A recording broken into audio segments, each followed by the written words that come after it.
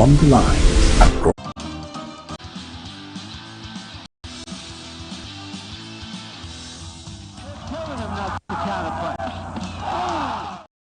Welcome to yet another exciting edition of Sports Talk here on Atlantic Television Network. On this edition of the program, Team Nigeria sweep more medal at the African Games. Coming in from the world of tennis, Iga Swiatek pick up a fourth-round ticket at the Indian Wells.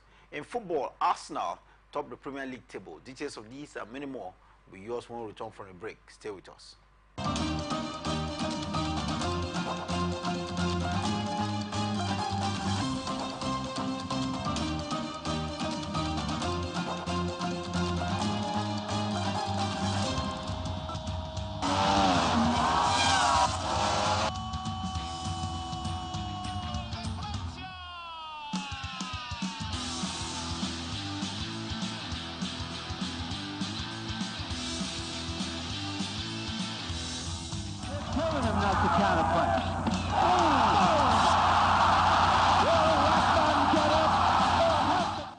Back, Sports Talk here on Atlantic Television Network, and how would be Mike? Nice to have you, Mike.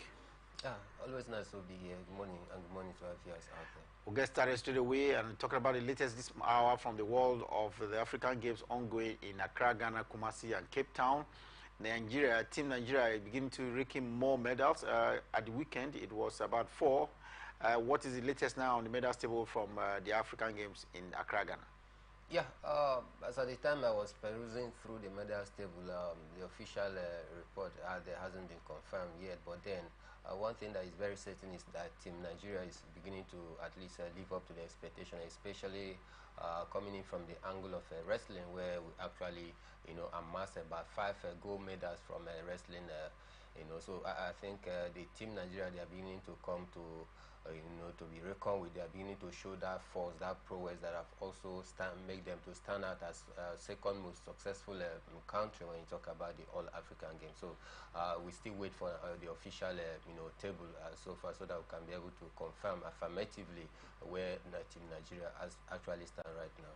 Badminton has a gold medal, wrestling has another, and of course we had 3 other gold medals at the weekend. So on the total for so far is 5 gold medals for Team Nigeria, and it's beginning to be glaring. And we know of Dekoroyo Dunaya, who only needed 24 seconds to defeat her opponent Zineb Hassan, securing a victory by a fall of 6-love to claim the 3rd gold medal for Nigeria at the semi-finals. Wrestling definitely showcasing that yes, Nigeria is a powerhouse when it comes to wrestling in Africa.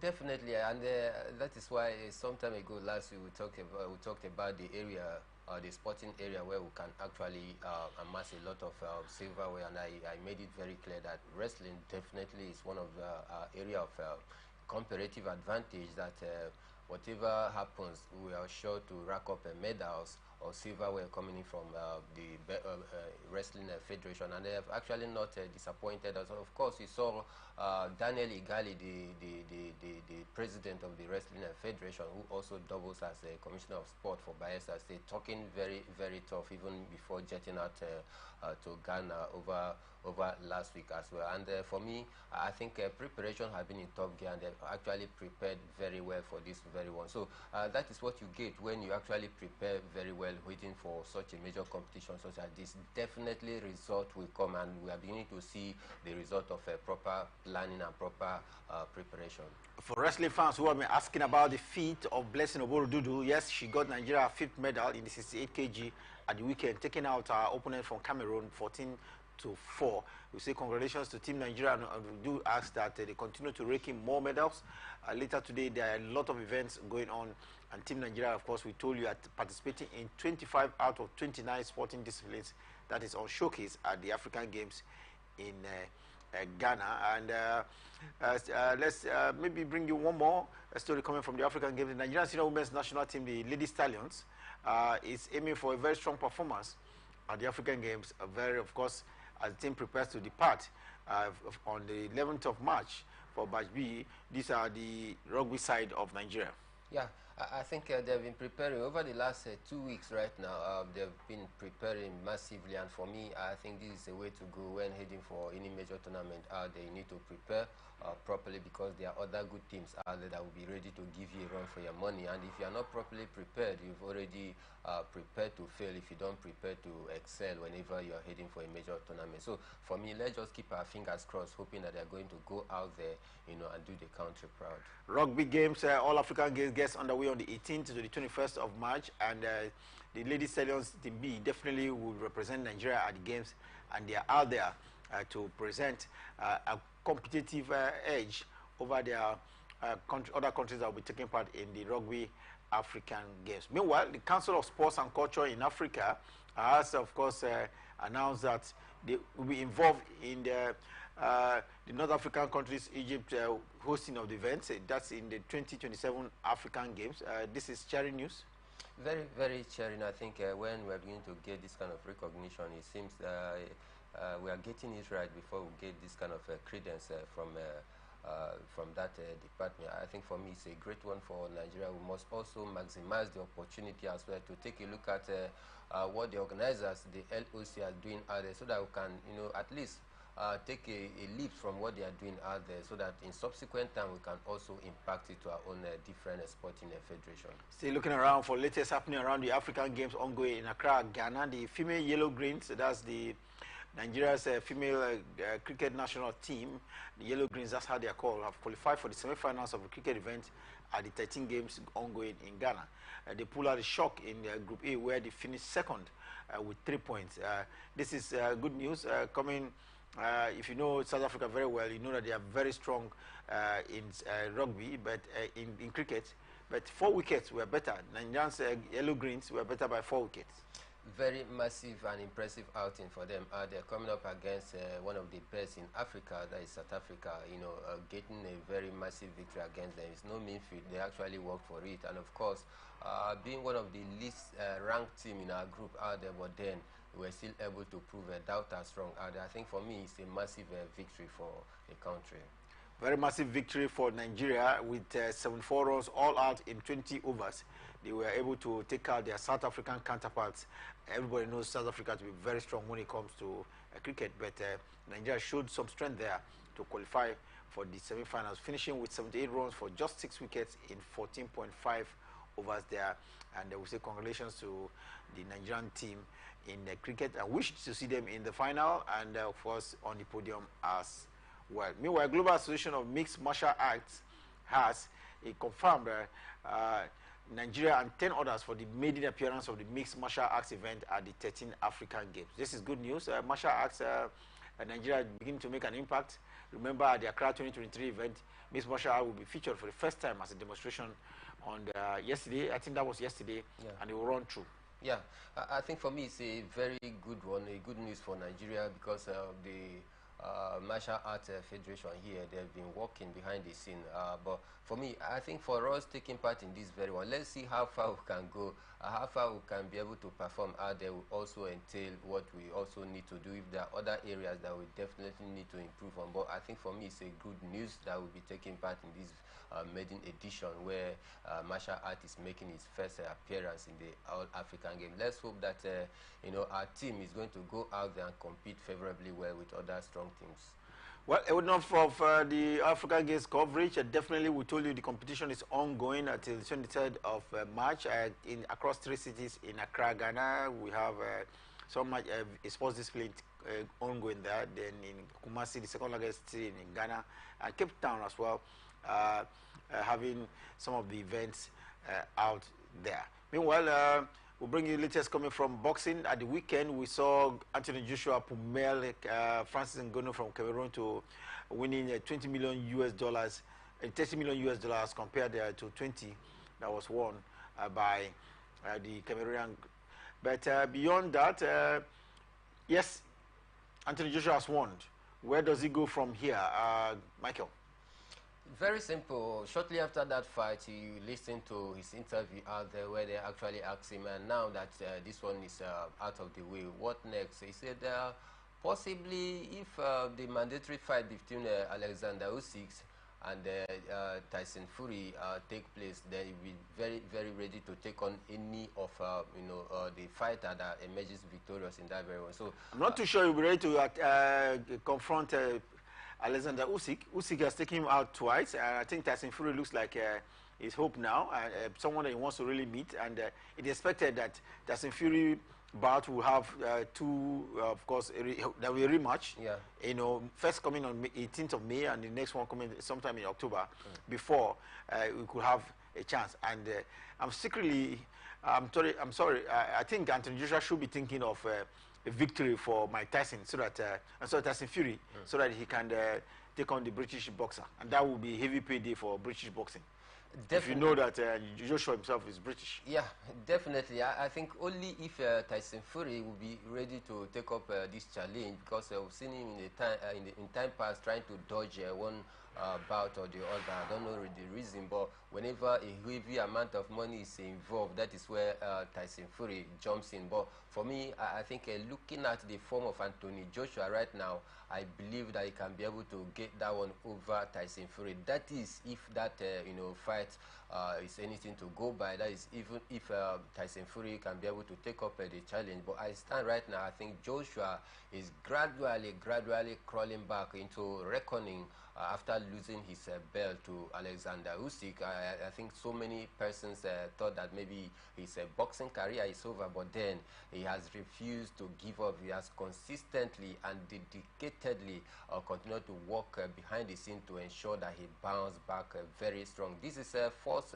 straight victory so far in the fight that he has fought of recent. So for me, I think that confidence is gradually getting back for Anthony Joshua. Is beginning to get back his mojo. Of course, looking at the format, the way he was able to dismantle Francis Ngannou, people, of course, boxing fans would definitely agree with me that at least he's a bit better compared to what Tyson Fury did against this same Francis Ngannou, who actually knocked him out. But then Joshua could not give room for such complacency, as he outrightly took out Tyson Fury even before the second round in that very round. So we are very, very hopeful, keeping our fingers crossed, hoping that that fight is going to become frictional between Anthony Joshua and Tyson Fury. Well, Tyson Fury, Alexander Usyk's fight is coming up on the 18th of May this year. There will be a rematch after. Then we'll know whether it's Anthony Joshua, Tyson Fury, or it will be back to Alexander Usyk. But I'm very sure Joshua will want to avoid Alexander Usyk in the best possible way, and the sponsors too. Organizers will definitely be worried about Alexander Usyk coming up, but the world wants to see two of these best British boxers for now, come together in this ring, and I'm very sure a lot of money will be involved in this one. After all, the Saudis are waiting to host that one as well. Well, let's get to tennis now. And in tennis, the Indian Wells is one of the major ATP 1000 event that is ongoing, and world number one in the female tennis category, Iga Swiatek from Poland has overcome a slow start to defeat Czech teenager Linda Noskova in straight sets to qualify for the fourth round of the competition. The world number one should be at least should qualify for this fourth round easily.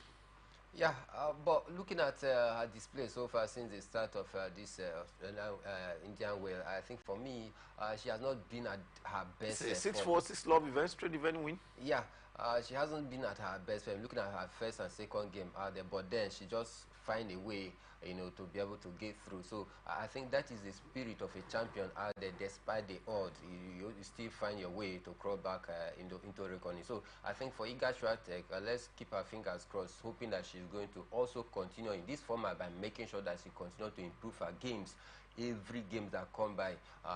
If she continues to do that, I assure you that she's going to definitely stay at that world number one for a quite long time. Well, Iga Swiatek, world number one in female tennis, pushing forward at the Indian Wells. Now for the fourth round, let's see what happens. But still bring you some of the latest at the Indian Wells. Only a few hours ago, Germany's Angelique Kerber plays Russian Veronika Kudermetova, and the winner of this one is supposed to take on Denmark Karolina Wozniacki or American Katie Vornet. This is good news for Angelique Kerber.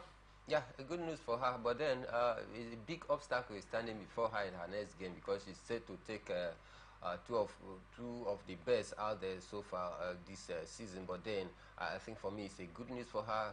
Good news in the sense that this will also help to build her confidence back, heading into the next game, which for me is going to be a very tough one for her. But then I think it's good news that she has also got this one over. Let's hope that she continues to ride very, very high heading into the next game. Angelique Kerber, one of the top female tennis players in the past, but she had to slide. We hope that with this Indian Wells, she will bounce back and bounce really strong. Looking at athletes, tennis players at the Indian Wells that are beginning to rediscover themselves, Imara Raducanu comes to mind because she's true to round 3 of the Indian Wells. Imara Raducanu, a lot of who have been put on her, as, apart from the British, a lot of followers of tennis around the world too, after she won that 2021 US Open. But she seemed not to be getting very strong. In the second round, we saw her opponent pull out because of illness, and so it looks very easy for her to get into the third round. She will now have to face world number 2, Aryna Sabalenka. Everybody knows Sabalenka to be very strong. Can Imara Raducanu stand Aryna Sabalenka?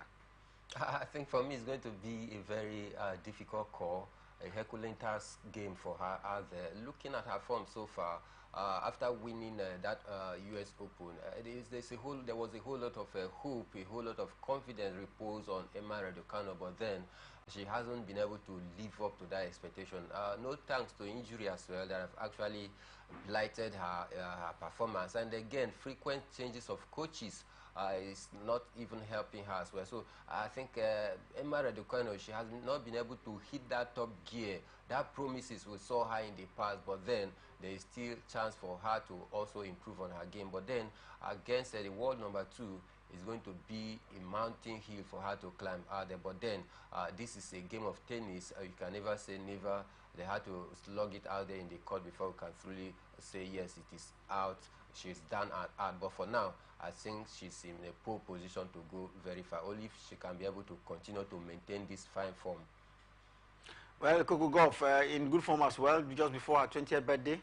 Yes, just before her 20th birthday, also setting some record for herself. I think it's a massive one for Coco Gauff. I think this is the kind of competition we want to continue to see with them when you talk about the WTA. The WTA we know is one competitive area, unlike the ATP where one man just dominates the scene. Because if not for the emergence of a new winner, last time I was talking about Jannik Sinner out there. But in the WTA, there is a whole lot of competition out there that you need to be at the top of your game before you can truly stand out within the WTA. Well, the Indian Wells is to the 4th round, especially for the females. But let's see what's happening in the male category, the ATP version. Defending champion Carlos Alcaraz has reached the 4th round at the Indian Wells with a comfortable straight-set win over Felix Auger-Aliassime. World number 2, Alcaraz, who is 20 years of age, cruised to a 6-2, 6-3 victory over the Canadian to set up a meeting against Mozan in California. This Indian Wells event is beginning to show the resurgence of some of these players. Carlos Alcaraz, remember, he's had injury concern, especially at the Australian Open, but it looks like he's getting his mojo back. Definitely, Carlos Alcaraz. I had to go back and watch the clips of that game. I tell you, he has been able to do some mighty things out there. A great thing. His serve out there rather was second to none, and the way he was able to navigate through his opponent, I think for me, it brings this hope that was also reposed on him some time ago. While coming up as a teen, he has this promising career. We thought maybe he's going to be the new face of the ATP after Novak Djokovic, but then when it actually matters most, Carlos Alcaraz just falters. But then I think this India way, just like you say, is trying to also revive some names out there, some notable names that look as though their career is taking a nosedive, but because of this Indian ways, some of the players out there is getting back their rhythm, getting back their mojo, trying to see if they can crawl back into reckoning. And Carlos Alcaraz is one of those players that is trying to also get back to his best. So for me, I think it's a big win for Carlos Alcaraz. If you're a follower of the Indian Wells ongoing in California, you know that Alexander Zverev as well is into the 4th round. Time for us to take a break. When we return from the break, there's more to come, especially from the world of Formula One, where Max Verstappen has been victorious again.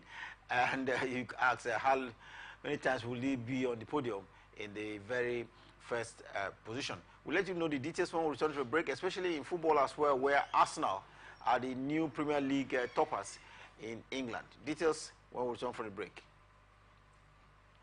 From the line across the ocean to the land beyond the mountains, through the Sahara, we bring on sport news, live analysis, expert discussions on trending stories in politics, business, socio-economy, sports, and documentaries. So catch all the updates on the happenings around the globe. Stay focused on the fact today, only on ATN.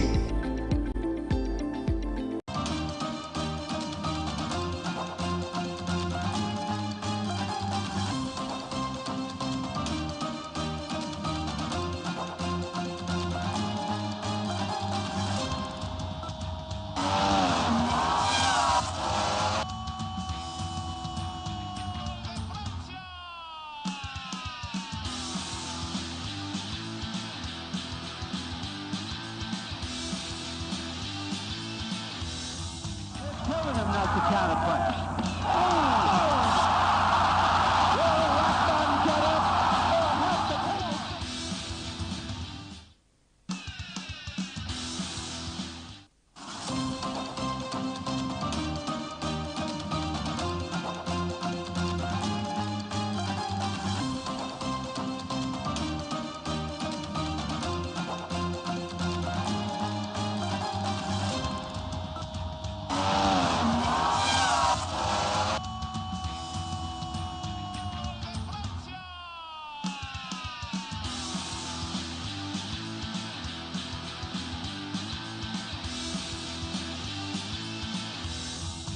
Telling him not to counterpunch.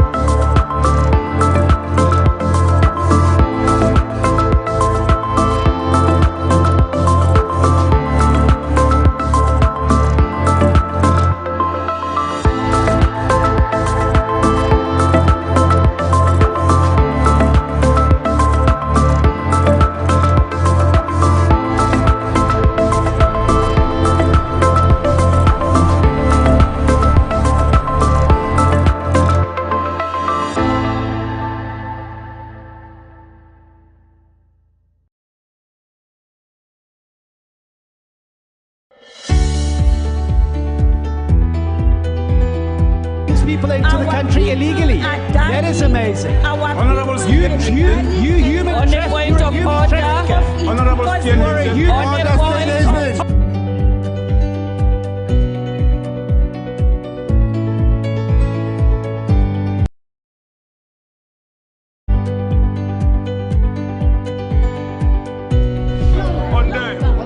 are not picking our calls. They made up their minds. So no agreement with the EU, but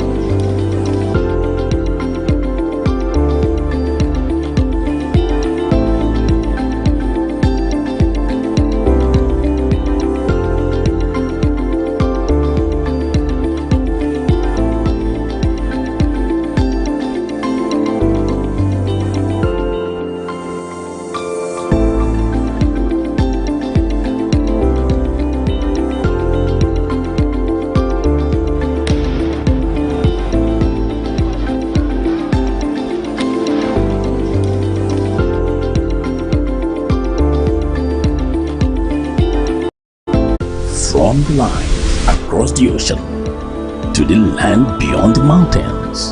Through the Sahara, we bring on sport news, live analysis, expert discussions on trending stories in politics, business, socio-economy, sports, and documentaries. So catch all the updates on the happenings around the globe. Stay focused on the fact today, only on ATN.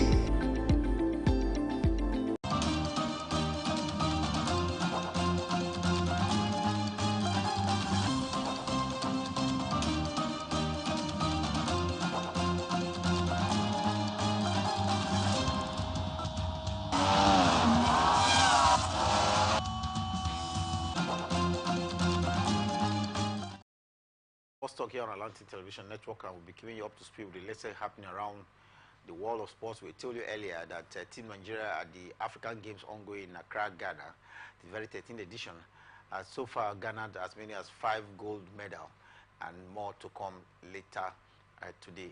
Talking about medals at the African, of course, we know that wrestling and badminton have been there.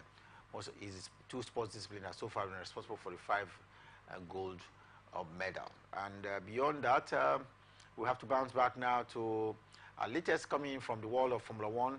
The Saudi Grand Prix is come and gone. No other winner than Max Verstappen of Red Bull. Expectedly do, despite the off-circuit controversy that is actually rocking the Red Bull, where their chief principal, Christian Horner, is also involved in that controversy, and some other in-house power thoughts who are there. People thought that this was going to affect them on the circuit, but then Verstappen was able to put all that behind him, because we know that the father as well was very, very vocal about the same controversy that is actually ongoing, though despite the fact that Christian Horner has been cleared of any wrongdoing out there, but there's still some issue that they had to sort out there behind the scene. But then people, like I said, thought it was going to affect their performance in the circuit, but then I think it was not, as Max Verstappen was able to cruise home that victory again. I think for me, Max Verstappen is very good rider. There is one of the drivers that you can't actually take your eyes off any day, anytime. He's making the Formula One look to be one-sided as it stands right now, but then I think we can't take anything away from the quality of Max Verstappen. Despite the pressure, he was able to find his way through. Max Verstappen of Red Bull winning the Saudi Grand Prix. Remember, he won the earlier Bahrain Grand Prix, the very first in the season, and this is the second in the season, and he's getting it again. Consecutively, he's made 9 wins, and so far, and of course, he's 3 times world champion. Will he be going? Definitely, from what we've seen so far, with 2 wins, the very first 2 races of the season, is maybe looking at getting a 4th title straight away for Red Bull. His second driver, of course, did come second. Sergio Perez did come second in this one for Red Bull. A Ferrari driver did come 3rd. If you're asking for Mercedes drivers, no problem, because it looks more difficult for them. The vehicle status is still not good enough, but Lewis Hamilton, the driver, came 9th at the Saudi Arabian Grand Prix. We just hope that they will get better in day, but it's been confirmed that the improvement on their vehicle or their car is not good enough for podium position. But the drivers are good, and they are hoping to bounce back any moment soon. We wish them the very best of luck as they try to bounce back. But it is 2 races down in the season for Formula One. All 2 have gone to Red Bull, with Max Verstappen as the driver you can take home in this instance. Max Verstappen. A lot of controversy coming up around him as well. A lot of people believe that he may not just be with Red Bull at the end of next season when his contract runs out. Yeah, definitely. That is the speculation that we are getting from different medias out there. And of course, fueled by the father, who, like I said earlier, is very vocal. And of course, Max Verstappen is also supporting the statement of the father. It tells you that indeed there is a whole lot that is going. But from my investigation, it shows that the man who is actually in the eye of the storm, talking about Christian Horner, is also Verstappen and the father, they are not in the camp of that man talking about Christian Horner, are there? And that is why they had to pushed so far, to also back the statement of the second man, which they are in all this controversy. But looking at the development of things, I think he might not be with the Red Bull next season. We are hearing the talk about him going to Mercedes, owing to the fact that Hamilton have left. And for me, one will ask, do you think that Max Verstappen will actually abandon the Red Bull with their car in a top shape, with their engine very, very formidable and very, very efficacious, going to Mercedes, who is actually struggling with their engine right now? I think for me, that is the angle I'm trying to be a little bit pessimistic about Max Verstappen jumping to Mercedes. But one thing is very certain, that Max Verstappen, there is a talk about him leaving Red Bull as it stands right now. But let's keep our fingers crossed, hoping that they are going to settle all the differences that they have, so that he can also stay with the Red Bull and create more record, more history for the team. I can assure you, Mike, that your fingers will remain very crossed for a long time, because it will be until the end of 2025 season when Max Verstappen's contract will run out with Red Bull. Enough of what's the latest coming from Formula One. We told you 2 races are down, the Bahrain Grand Prix and now the Saudi Arabian Grand Prix, the first 2 of the season. We hope that Max Verstappen will continue to push forward for a 4th title in Formula One. Let's go to basketball now. And talking about basketball, the latest event ongoing is the Basketball League Africa. Talking about the Basketball League Africa ongoing in Pretoria, we have the Kalahari Conference, where there's the Cape Town Tigers, and of course there's Fools of Rabat of Morocco. There is the basketball side from Burundi, and of course there's the other team there. And last night we did a lot of disturbing information. In fact, the whole of yesterday we were told that the Burundian basketball team has been sanctioned by the organizers of the Basketball League in Africa for not displaying the sponsors of the competition on their jersey. In their first game against Cape Town Tigers, they covered the logo of the sponsors because of what can be considered political reason. Burundi and Rwanda are having political skirmishes, and they refused to display that.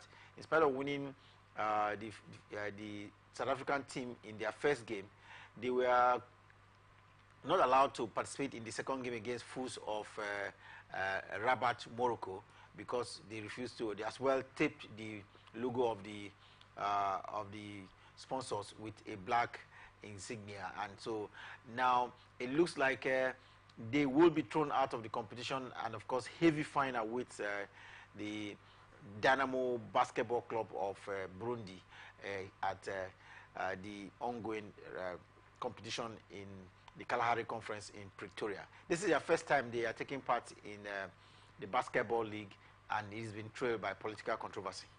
I think for me it's quite disappointing for Burundi, and also very, very unprofessional, because I think sport and politics should not be mixed together. We actually use sport out there to actually solve a whole lot of political issues out there, but that remains outside of the court. There should not be any form of political interference or political gesture towards sport, because for me I think sport is a unifying factor. Instead of using it to unite among individuals or country, they are rather using it for political reasons. I think for me the punishment serves right for them, so that others can also take a cue from that as well. So for me, I think it was very, very unprofessional for Uganda making their debut appearance. One expected them to also toe the line by sticking with the extant law that governs the game out there, but they are going outside of the law, and when you do that, definitely the hammer will come against you, and that is what Burundi is facing right now. It's quite unfortunate for them. Garfol, the president of the Basketball League Africa, is expected to make a statement later today. Let's see what it will be, because now the Burundian side have missed the first game, and then the second game, and the third most likely, and it looks like they too will not be in a position to to pay the heavy fine that has been given to them. So in the days ahead, it will be very interesting. We'll see what will happen at the Basketball League ongoing at the Kalahari Conference in Pretoria, South Africa. Meanwhile, we saw the home side lose last night. The Cape Town Tigers, they lost again.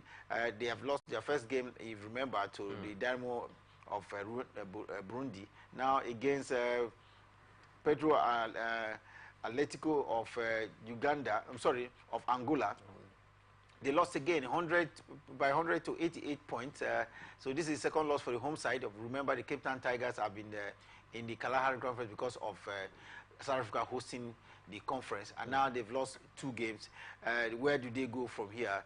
They're losing 2 consecutive games at home. I think it's not an impressive one for the South African side. And of course, talking about African basketball, they are nowhere to be found when you talk about countries that also made their mark when you talk about African basketball. I think you mentioned Nigeria, yeah. Senegal is there, Uganda, but when you talk about South Africa, I think they have not been able to prove their mettle to African countries and to the world at large. So I'm not very, very surprised in this very one that they lost their 2 straight games. As a host country, despite the home support that they have out there, they can't just give out what they don't have. That is what it simply means. But then I feel for me, there's still need for them to play for pride out there in their next game. Pride is it in their next game before Luanda side, Petro. They've lost 1 game and won 1. In that group where we have Cape Town Tigers and Burundi Basketball Club side, it is only the Fools of Morocco, Rabat Morocco, that has won 2 games. So Petro will really have to bounce back. Petro is one team that have gone to crucial stages at the first 3 basketball leagues been hosted in Africa. It was shocking that they lost their first game. You know, and now we have to see how they can push, seeing whether they can win their 3rd game. But that controversy of the Burundian side not displaying the logo of the sponsors of the competition, visit Rwanda, is taking the shine off the competition so far in Pretoria, South Africa. But we'll keep you posted on it on our program, Sports Extraordinary. We'll see decisions that have been taken later today. But it is still very interesting out there in South Africa with a lot of attention. In fact, we feel at this point in time for the Nigerian Israel Tobo, the Nigerian player who plays for the basketball side of Burundi, Power and Dynamos of Burundi. His quality will be deemed now that his side will not be maybe participating in the competition because of political considerations. Yeah, I think for me it's not a very happy time for him out there, because at least he should have used this game to also sell himself out there to the world. But then, he's one of the prospects of the NBA draft for 2024. Yeah, that is what I'm saying. So it should have been a very, very big and a great platform for him to showcase his talent out there to the world, so that at least people get to feel what he brings to the table. But because of this restriction and ban, no, because of this punishment for the Ugandan side, I don't know how far he can go in this very one. But if they can appeal and show some remorse, maybe, who knows, they may be given a soft landing. But I stand right now, I think if he does not stand, it's going to be a very, very bad one for him.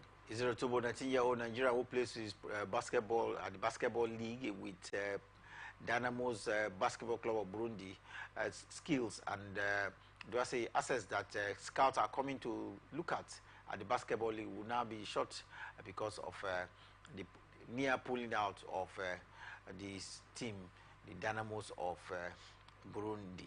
Let's stay away from that. Now, football, we saw some action in match day 25 of the Nigerian Premier Football League.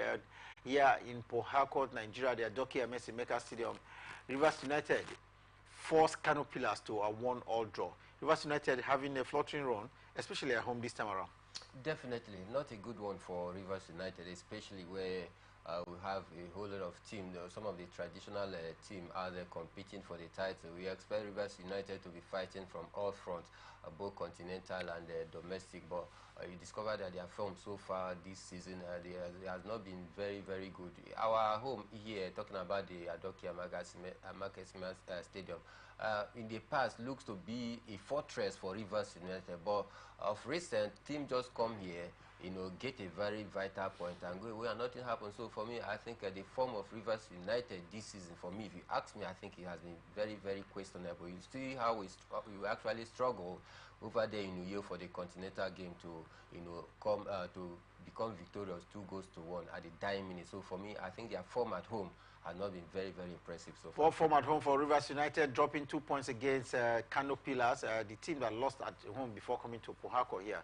So we hope that they will bounce back. They have another encounter in the next 48 hours against Nasarawa United in Latvia. Meanwhile, looking at some other results at the weekend, Coach Kennedy Boboye of Sunshine Stars were 2-1 better than his former club Plateau United at the weekend. Insurance of Benin beat Gombe United by 2 goals to nothing, and it was the Lagos team who was on the winning side, talking about Sporting Lagos against Remo Stars. We equally saw Shooting Stars beat Aqua by 3 goals to nothing. Eyimba continued to push for top place in the Nigerian Premier Football League with 1-0 win over Doma United. The encounter in Umuahia between Abia Warriors and Lobby Stars ended 1-1, like I mentioned to you earlier. Rangers as well did beat Kwara United by, that match ended goalless at the Cathedral. And I think that's a very good away point for Kwara United. Remo Stars traveled to Lagos and were walloped. Yes, that's the word, walloped by 4 goals to 1. Southwest Derby there, Michael. Quickly, we're running out of time, but no one expected that Remo Stars would be beaten by as many as 4 goals to 1 in Lagos. Yes, I think Paul Ofo has to change, some players out there and rejig the squad as well. Thanks to also their former player who also, there were about 3 former players of the team who came back, and they actually hurt, the away side. So I think it was a great display from the Paul Ofo side, because we've actually seen, Sporting Lagos struggle this season. They started the season like a house on fire. We thought maybe they had a new kid on the block that is coming to, give some of this traditional team a run for their money. But as the season wears on, Sporting Lagos could not be able to stay to that promise which they actually started in the season. But thank God that they were able to get this one over their opponent in the weekend. Well, let's hope that the Monday 26 coming up in the next 48 hours will bring some results to those who lost, especially at the weekend. Now let's go across to Europe, and the Premiership in England is our first stop, where Arsenal, struggled, but were able to get all needed 3 points against their counterparts from Brentford. Brentford FC won, Arsenal 2. And of course, Arsenal has to dig deep in that very one to ensure that they take all 3 points. It wasn't an easy game because, Kai Havertz, the winning goal scorer? Yeah, and for me, I think the form of Kai Havertz have actually, he's gotten 5 goals now and 3 assists or so. Definitely, and this is one player that have been in the eye of the storm since he was signed from Chelsea. Most Arsenal fans out there were not very, very comfortable looking at his first display in their first 5 games out there. But then it looked as though Kai Havertz is gradually getting back to that goal scoring form, and also he has scored vital goals so far that have been able to put Arsenal on the front foot. Well, one major encounter expected at the weekend was the match at Anfield, where Liverpool hosted Manchester City. Of course, remember, before the weekend, it was Liverpool leading on the league table and Manchester City second, Arsenal third. But now that has turned, because we now have Liverpool in second place position, while Arsenal is in first place position. Manchester City is third. At the Anfield last night, it was a very tough encounter. Man City went ahead, Liverpool equalized via penalty, and there has been a major controversy around the world of football that McAllister was not given a penalty after that high boot from a Manchester City defender. Yeah, a whole lot of controversy rocked that game yesterday because of a referee's indecision, and as well there's a whole the lot. VAR didn't call the referee to have a recheck. Yeah. If you had gone for a recheck, that at least would have seen. I'm wondering why the video assistant referee did not see that one. Definitely, and that is why, Jose Mourinho, even after the African Cup of Nations, I actually said that he wished that Africa should be used as a center for VAR out there, because to him, he actually gave a whole lot of kudos with the deployment of VAR, and they just concluded African Cup of Nations, where we see almost 99.9% decision correctly in that very well. So I think it called to questioning what the EPL referees and their video assistant referee as well is doing behind the scene. That at a crucial time where they need to come out and take very crucial decisions, they just decide to keep mute, and the controversy will continue. So it's casting a doubt in the quality and the integrity of the EPL if they don't correct this anomaly. Well, we seem to have run out of time, but definitely at 6 p.m. Nigerian time, there was Sports Extraordinary, where we'll take a detailed look of what happened in the Premiership in England, and of course course, in the La Liga as well, Real Madrid just about 7-point close at the top. Last night, they were able to take out Celta Vigo. It looked very difficult, but they had all 3 points at the night.